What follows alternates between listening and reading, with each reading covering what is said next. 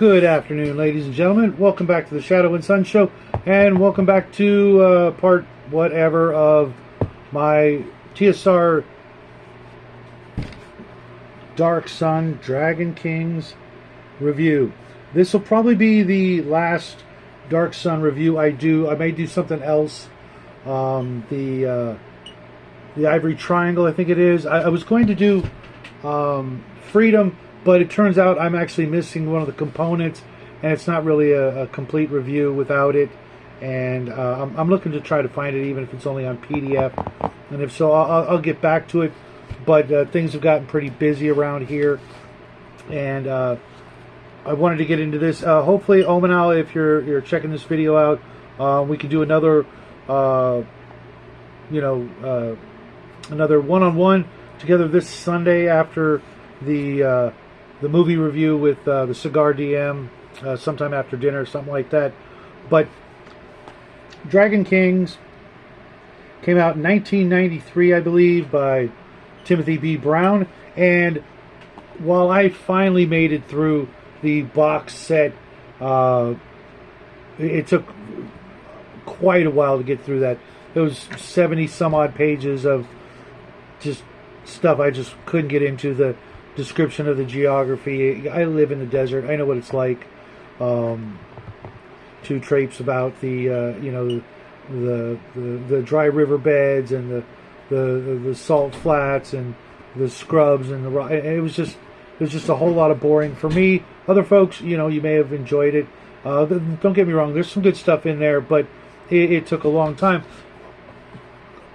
On the flip side, though, this book took me less than 24 hours to read. Mind you, it was 150 pages, and there's a lot of charts in here. There's a lot of stuff in here for the Battle Systems box set that, unfortunately, I sold a long time ago. I wish I kept it, but for whatever reason, I got rid of it. Maybe one of these days I'll pick it up again, which, for me, is actually one of the things I do like about Darksun, is that they kind of throw a lot of emphasis on the bigger battles, the fighters getting large numbers of soldiers to follow them around and do their bidding and that sort of thing. I was enjoying that quite a bit, but right off the bat, it starts off with a couple of short stories that get you further into the feel of the setting, which is fine. They're nice additions. This book mostly deals with, believe it or not, getting characters not only to the 20th level of Mage or Psionicist, but then to go into the other class. So you're looking at, trying to get a character up to like the equivalent of 40th level, which to me is actually, it's kind of amazing, but it seems like a hard sell to the DM, trying to, get a DM that's really willing to progress a game that long and that far without there being a whole lot of death along the way in the way of player characters. It also goes into the other professions going beyond 20th level, fighters getting more and more henchmen or soldiers, as it were. Gladiators kind of get a bit of the short end of the stick, as do Rangers. I wasn't a big fan of what they did to the Rangers compared to first edition to begin with. A lot of discussion on other races and things on how to get them up higher levels and things like that. Big chunk of army lists, which is kind of a bit of a surprise. Being a big fan of war games that have army lists. This was like a no-brainer. Just bringing in wargaming to AD&D, which that's where it started. So why not go for full circle? And there's a bunch of different war machines and gliders and things like that. That I was just digging that. The like this one right here. This is just love that. There's another one on the next page. And a couple of them. The undead giant beetle. I mean, how awesome would that be? Or this big giant vehicle with massive wheels to get across the Silt Sea, which is an interesting way to do it. I personally would prefer flyers. I wish they would have done more with flyers, and I mean, that's just, I get it that the magic, but a great explanation for the magic being the way it was to power and create giant war machines that fly. That would be, for me, that would have been something I would have added. And if I ever do run it, you can guarantee that there's going to be a ton of airships and other, magical powered vehicles that are still running. That's, that's just, something I would do.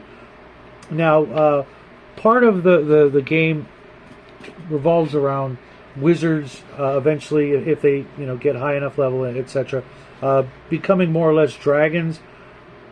And I could see that being something a lot of DMs just don't want to deal with. It sounds fun. If you don't mind running an evil character in an evil party, it sounds like a lot of fun.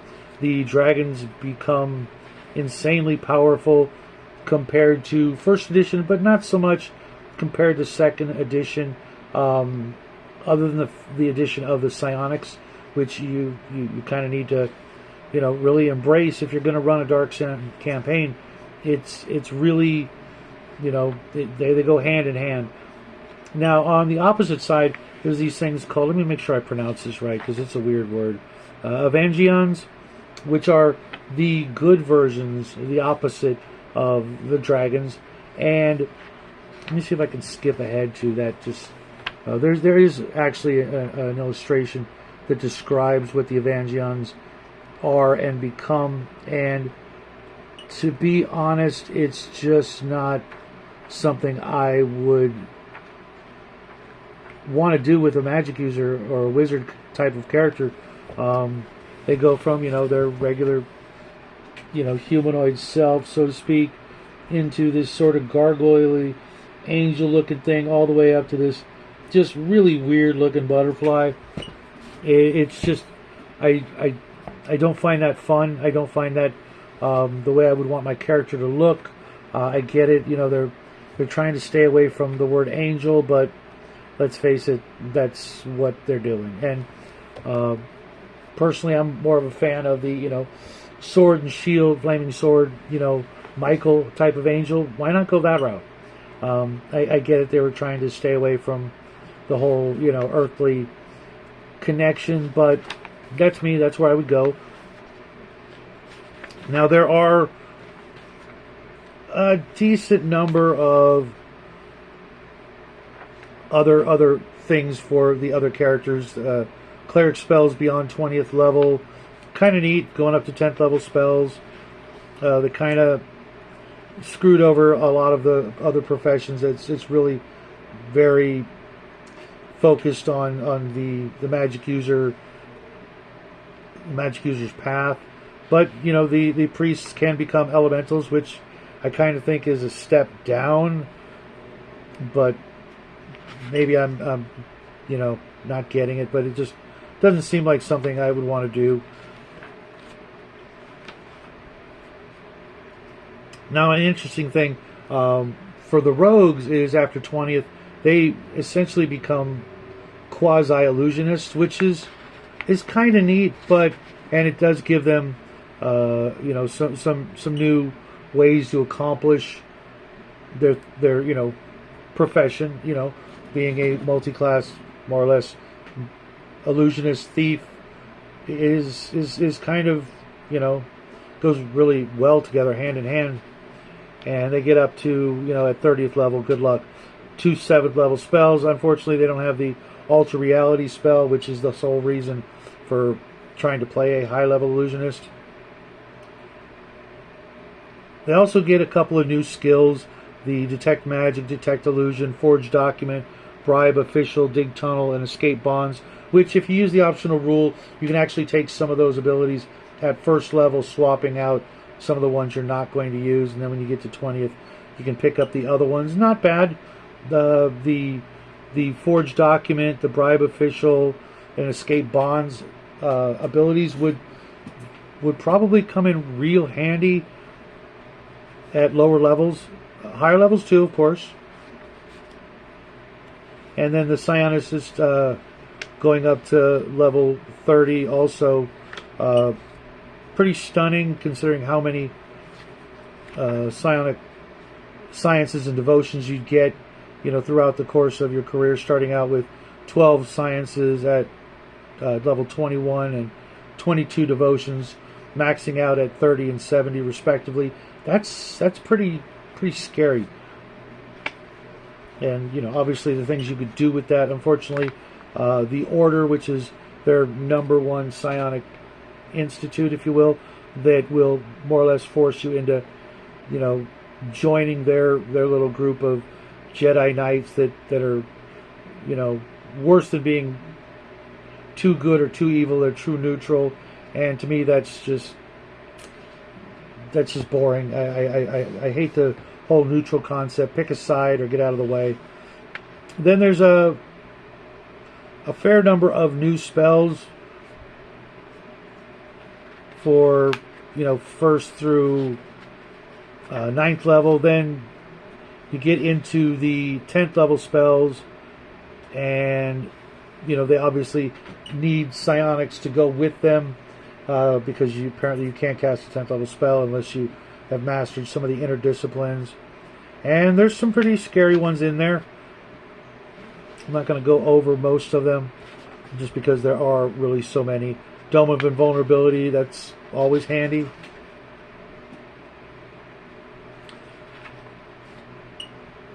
Magical Minions, and what was the other one? Magical Plague. But there's another one that is Mountain Fortress, where you literally create a mountain fortress out of thin air. It does, take 10 days to prep, and a fair bit of money in a large gem to set it all up. But you know what? Not too bad. And then there's the Preserver Metamorphosis spell, as well as the Dragon Metamorphosis spell, which take also a fair amount of prep work and prerequisites, which, if that's the way you want to go, cool. Raise Nation, that was another really scary one. Pure Breed, where when you cast the spell, you can, turn a half-elf into an elf or a human. Considering the side effects or the negative things that are going to go along with that, or doing it to a half giant or a mole, it seems like more like an offensive spell than a helpful spell to a party member.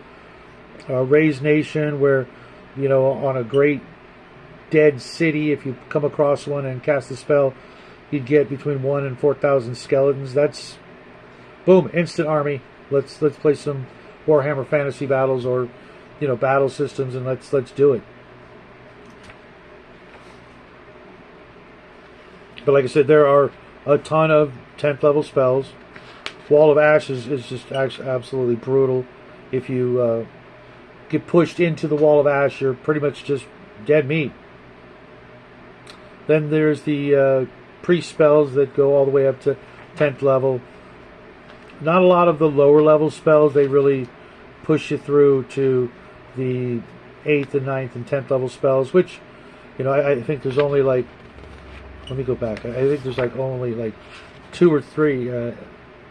8th level spell, there's 6, 7 for 9th level spell, and then 10th, there's only 1, 2, 3, 6 of them as well.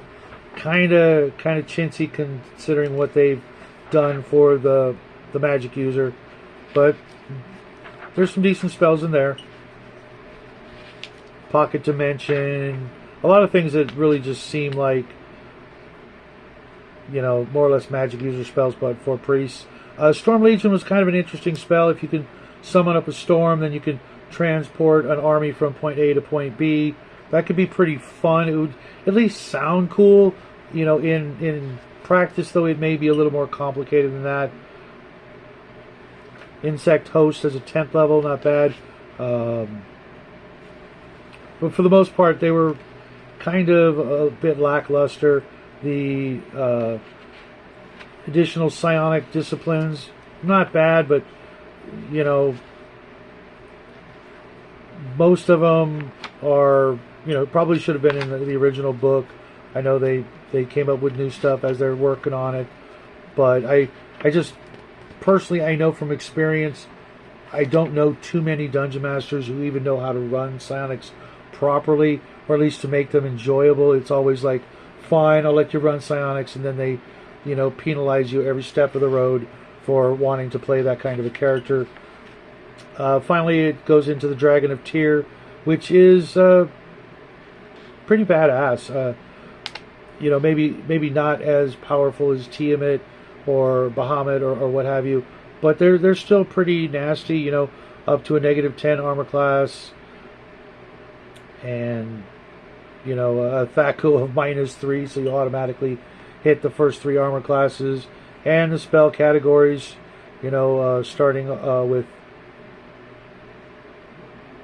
at the very beginning, a 20th level, which is the lowest level dragon you can actually can blast off a single 10th level, 2 9ths, 3 8ths, and 3 7ths, all the way up to roughly 5s across the board, and getting down at 30th level where they have 7 of every spell except 8th, 9th, and 10th, where it's 6, 6, and 4. That's pretty scary, especially if you run them properly. You will blast out a crap ton of magic before you even get to the point where your dragon is in any sort of physical harm. The Elemental Cleric as a monster, okay. The Evangeon, if you're running an evil party, I suppose you're going to have that. And they're just more or less very similar to, just the good version of dragon with abilities other than breath weapon. But to be honest, something like that should just, either way, should just tear the party apart. Unless, obviously magic items are always going to be the big, scale tipper. If your party's laden with magic items, and they're going to walk through this type of encounter pretty easily. But, if you're a little, tighter fisted with the magic items, then maybe not. Maybe it will be a pretty decent, fair fight. But I got to stress, I don't think there were a lot of legitimate games that ran character parties, to the equivalent of 30 and 40th level. If you guys had different experiences, let me know. Everywhere I looked, everybody I talked to, they played a couple of games, maybe 6 months worth of playing, and called it quits. It's certainly not enough time to get to 30 or 40th level, let alone even 20th level, in my opinion. But I'd love to hear your opinions on it. All in all, it's a very interesting book. It's a shame it didn't get more play with some of the other innovations I've talked to you guys about before, with the flip books and the really nice maps, and just trying to do something completely original. This is by far one of the most original settings, with a few personal touches. I'm sure you guys could turn it into a campaign setting that you and your party would enjoy for a good long time. However, for me, the jury's still out. I'm going to talk to Omen and see if he can't change my mind. But, I live in a desert, so it just really doesn't appeal to me. I'm already there, and I know what it really takes to survive in the desert. And to me, it just seems like the most important issue is always going to be water. That's always going to be the biggest opponent in the game.